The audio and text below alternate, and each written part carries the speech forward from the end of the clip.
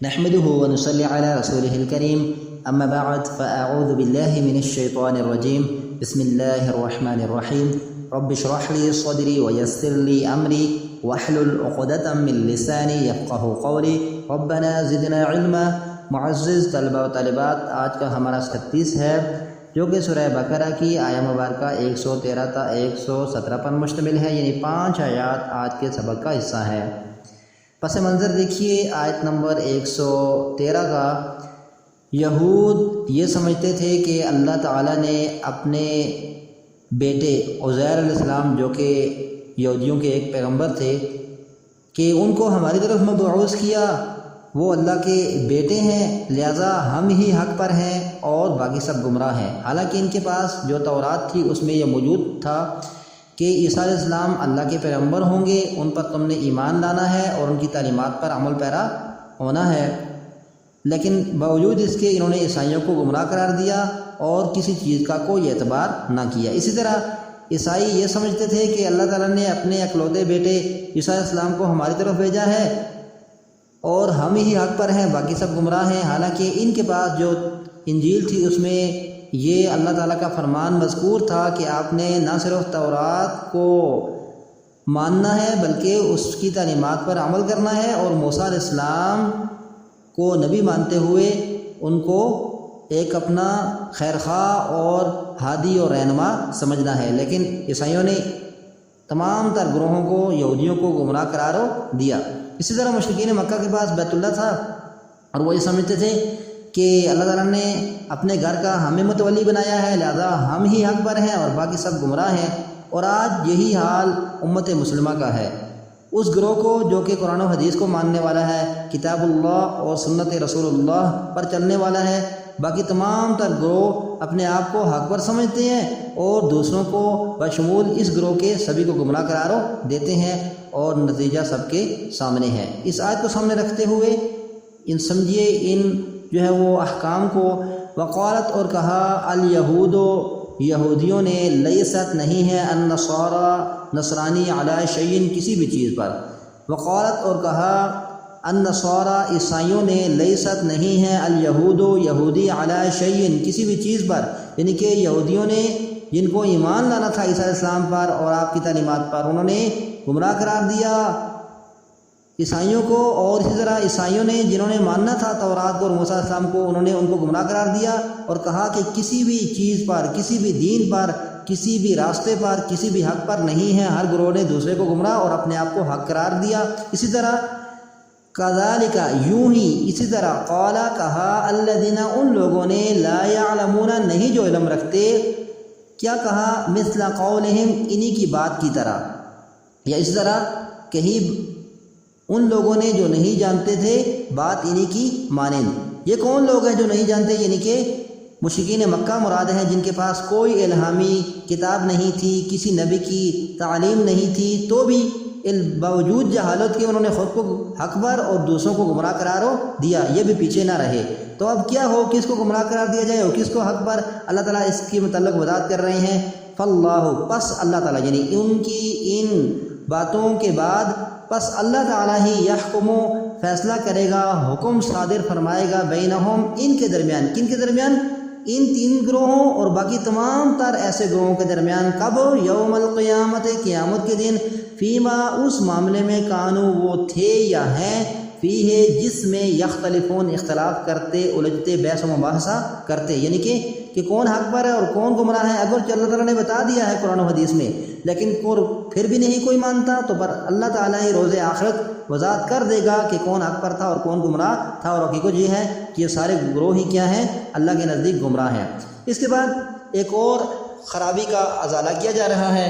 مشرکین مکہ کو اللہ تعالیٰ نے متولیت عطا کی تھی، اگرچہ جبراً قابض ہو گئے تھے، لیکن اللہ تعالیٰ نے ان کے کنٹرول میں بیت اللہ دے رکھا تھا، اور بیت اللہ میں نہ یہ صرف کہ مسلمانوں کو یہ عبادت کے لیے داخل نہ ہونے دیتے، بلکہ جب وہ صلح حدیبیہ کے موقع پر مسلمان مدینہ سے مکہ گئے تو انہوں نے حج و عمرے کی اجازت بھی نہ دی، اللہ کی بندگی کرنے والوں پر اس کا گھر بند کر دیا۔ اور نصارہ کی تاریخ بتا رہی ہے کہ جب یہ ٹیٹس کے دور میں، جو کہ ان کا بادشاہ تھا، قابض ہوئے بیت المقدس پر، تو انہوں نے یہودیوں پر بیت المقدس کے دروازے بند کر دیے۔ تو اللہ تعالیٰ اسی کے متعلق یہاں فرما رہے ہیں ومن، اور کون ہے، اظلم، بڑا ظالم، یعنی اور کوئی نہیں، بس وہ یہی ہے سب سے بڑا ظالم جس کے اندر یہ خصوصیات پائی جائیں۔ اور کون ہے زیادہ ظالم، بڑا ظالم، ممن، اس شخص سے، منع، جو روکے، منع کرے، بات رکھے۔ منع کا لفظ اردو میں استعمال ہوتا ہے روکنے کے معنی میں، جو منع کرے، کس کو، اوروں کو، لوگوں کو، اللہ کے بندوں کو، کس سے منع کرے، مساجد اللہ، اللہ تعالیٰ کی مساجد سے، ان یذکر، یہ کہ ذکر کیا جاتا ہے یا ذکر کیا جائے، لیا جائے، فیہا، ان میں، کن میں، ان مسجدوں میں، اسمہ، اس کے نام کا، وسعہ، اور کوشش کرے، باغ دوڑ کرے، جد و جہد کرے، سعی کا لفظ بھی اردو میں استعمال ہوتا ہے کوشش، کاوش کے لیے، اور کوشش کرے، فی خرابہا، ان کی ویرانی میں، فی میں، خراب کے معنی کیا ہے، ویرانی، اور جو ہے وہ غیر آبادی، فساد، اور ہا کی ضمیر کی لوٹ رہی ہے مسجدوں کی طرف، مسجدوں میں ویرانی کی کوشش کرے۔ تو یہاں پر آپ نے دیکھا کہ ان یذکر فیہا اسمہ، یہ کہ ذکر کیا جائے ان میں اس کے نام کا۔ تو ظاہر سی بات ہے اللہ تعالیٰ کی مساجد، خواہ کسی بھی طرح کی عبادت گاہیں ہوں، خواہ وہ خانقاہیں ہوں، گرجا گھر ہوں، یا مساجد ہوں، یا سینیگوگ ہوں، کسی بھی طرح کی عبادت گاہیں، ان میں اللہ تعالیٰ کا نام ہی لیا جاتا ہے۔ مساجد، مسجد ان کی جمع ہے جس کے معنی ہے سجدہ کرنے کی جگہ، عبادت گاہ، جیسا کہ مسلمانوں کی عبادت گاہیں مساجد کہلاتی ہیں۔ تو ان میں اللہ کا ذکر کیا جاتا ہے، اس کا نام لیا جاتا ہے، اس سے منع کرے اور کوشش کرے ان میں ویرانی کی، بگاڑ کی۔ ظاہر سی بات ہے جب اللہ تعالیٰ کے بندے ان عبادت خانوں میں داخل نہیں ہوں گے تو وہ ویران ہی ہوں گی۔ اور اس کے علاوہ بھی مشرکین مکہ کو آپ دیکھیں تو انہوں نے 360 بت سجا رکھے تھے خانہ کعبہ میں۔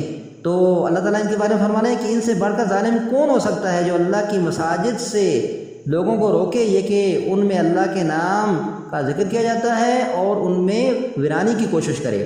اولئک، یہ لوگ، ما کان لہم، کبھی نہ تھا ان کے لیے، کیا نہ تھا، جائز نہ تھا، ممکن نہ تھا، ان کو حق نہ تھا، ان یدخلوها، یہ کہ وہ داخل ہوتے ان میں، الا، مگر، خائفین، ڈرنے والے، یعنی کہ ان لوگوں کو متولیت تو کیا ان گھروں کی ملنی تھی، بلکہ ان کے لیے تو جائز ہی نہ تھا کہ یہ اللہ کے گھروں میں داخل ہوتے ہیں مگر ڈرنے والے ہو کر، کیونکہ اللہ کا گھر اور جو ہے وہ اس کے بندوں پر بند کر دیا جائے، یہ کہاں کا انصاف ہے۔ لہم، ان کے لیے، فی الدنیا، دنیا میں، خزی، رسوائی ہے، ولہم، اور ان کے لیے، فی الآخرت، آخرت میں، عذاب عظیم، بہت بڑا عذاب ہے، اور ان کے لیے دنیا میں رسوائی ہے۔ قرآن کی یہ پیشن گوئی، اللہ تعالیٰ کا یہ فرمان حرف بحرف درست ثابت ہوا کہ بہت ہی جلد مشرکین مکہ سے خانہ کعبہ چھین لیا گیا، ہمیشہ کے لیے اس کی متولیت سے محروم تو کیا، ان کا داخلہ بھی حدود حرم میں قیامت تک کے لیے بند کر دیا گیا، کوئی مشرک اب جو ہے وہ داخل نہیں ہو سکتا۔ اور بیت المقدس کو بھی مسلمانوں نے فتح کر لیا تھا، لیکن اب جا کر دوبارہ سے وہ یہودیوں کے قبضے میں چلا گیا ہے، کیونکہ مسلمانوں نے اپنے عقائد میں اور اپنے اعمال میں شرک داخل کر لی اور جہاد کو ترک کر دیا۔ اب بھی اگر مسلمان دوبارہ پلٹیں درست عقائد اور اعمال کی طرف اور جہاد کریں تو اللہ تعالیٰ کا یہ وعدہ ہے، قرآن و حدیث میں بہت سے اس کے دلائل ملتے ہیں کہ دوبارہ سے یہ مسلمانوں کے قبضے میں آئے گا۔ فرمایا ان کے لیے دنیا میں رسوائی ہے، یہ تو ہو گیا، اور آخرت میں بہت بڑا عذاب ہے، یعنی آخرت میں بھی یہ لوگ اپنے اس گناہ کی وجہ سے بچنے والے نہیں ہیں۔ پھر آگے دیکھیے، وَلِلَّهِ، اور اللہ ہی کے لیے ہے، المشرق، مشرق، والمغرب، اور مغرب۔ مشرق کہتے ہیں سورج کے طلوع ہونے کی جگہ، اور مغرب جہاں پہ آفتاب غروب ہوتا ہے اس مقام کو کہا جاتا ہے۔ فَأَيْنَمَا، تو جہاں کہیں بھی، أَيْنَمَا دراصل دو الفاظ کا مرکب ہے، أَيْنَ جہاں، اور ساتھ ما کا اضافہ ہوا تو ترجمہ کیا کیا تو جہاں کہیں بھی، جدھر بھی، جہاں بھی، تولو تم رخ کرو، منہ پھیرو، مڑو، فثم تو وہی ہے، ادھر ہی ہے، یہ ثم نہیں ہے، تا کی زبر کے ساتھ ہے، تو وہاں ہی ہے، ادھر ہی ہے، وجہ اللہ، اللہ تعالیٰ کی ذات، اللہ تعالیٰ کا چہرہ، ان اللہ، بے شک اللہ تعالیٰ، واسع علیم، وسعت والا ہے، کشادگی والا ہے اور جاننے والا ہے۔ تو کیا مطلب ہے اس آیت کا؟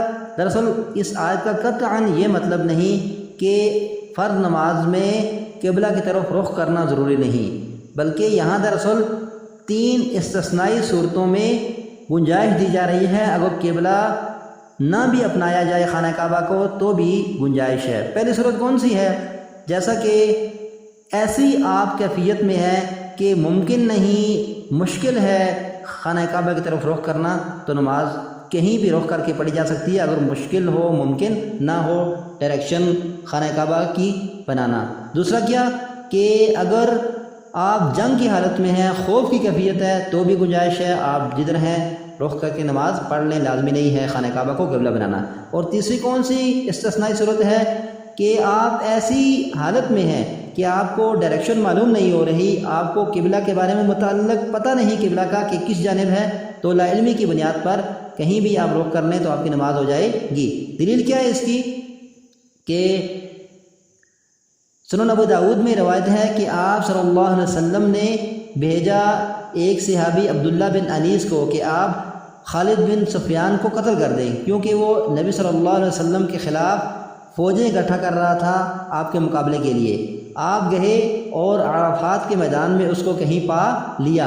اس وقت سورج غروب ہونے کے قریب تھا، تو آپ اس کی طرف رخ کرتے ہوئے جو بالکل خانہ کعبہ کی اپوزٹ ڈائریکشن میں تھا، مخالف سمت میں تھا، اس کی طرف بڑھتے جا رہے تھے، اور نماز عصر خوف ہونے سے نماز عصر فوت ہونے کے ڈر سے اسی کی طرف رخ کر کے آپ پڑھتے گئے تاکہ کہیں سورج غروب ہو جائے اور میری نماز ضائع نہ ہو جائے، پھر آپ نے جا کر اس کو قتل کر دیا۔ تو معلوم کیا ہوا کہ خوف کی حالت میں ایسا کیا جا سکتا ہے۔ اس طرح اگر آپ نفل نماز میں ہیں تو آپ کا رخ کہیں بھی ہے، آپ سواری پہ ہیں، سفر میں ہیں، تو رخ کسی بھی جانب ہو نماز پڑھی جا سکتی ہے۔ بہتر یہ ہے کہ نیت کرتے وقت، نماز شروع کرتے وقت آپ قبلہ کی طرف رخ کر لیں، اور پھر آپ کی سواری جہاں بھی موو کرے آپ نماز پڑھ سکتے ہیں، کیونکہ عبداللہ بن عمر فرماتے ہیں کہ آپ صلی اللہ علیہ وسلم مکہ سے مدینہ کی طرف جا رہے تھے اور آپ کی سواری دائیں بائیں موو کرتی جاتی اور آپ نماز میں مشغول رہتے۔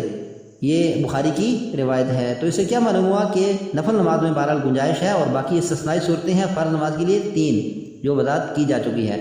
تو جہاں کہیں بھی تم منہ پھیرو ادھر ہی اللہ تعالیٰ کی ذات ہے۔ اللہ تعالیٰ کسی خاص جگہ محدود نہیں ہے کہ تم نے خانہ کعبہ کو قبلہ بنایا تو اس کو پتہ چل جائے گا، اور کہیں اور رخ کیا تو اس کو نہیں پتہ ہوگا تمہاری بندگی کے بارے میں۔ بے شک اللہ تعالیٰ وسعت والا ہے، یعنی کسی ایک جگہ محدود نہیں ہے، ہر طرف اللہ تعالیٰ کی ذات موجود ہے، اور علیم جاننے والا ہے، اسے معلوم ہے کہ کس نے کس وجہ سے بیت اللہ کو کعبہ نہیں بنایا، خانہ کعبہ کو قبلہ نہیں بنایا، اس کو دلوں کی حالت کا بخوبی علم ہے۔ پھر آگے دیکھیے، مشرکین مکہ یہود و نصارہ کی ایک اور غلط فہمی کا یہاں ازالہ کیا جا رہا ہے۔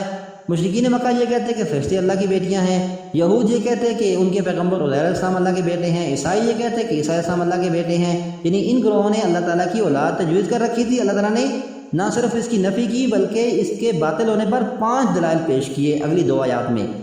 وقالوا، اور انہوں نے کہا،